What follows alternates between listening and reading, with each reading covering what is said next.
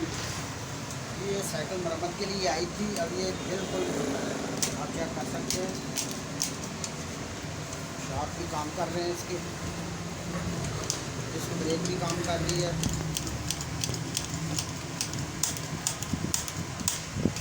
इसकी running check कर सकते हैं आप।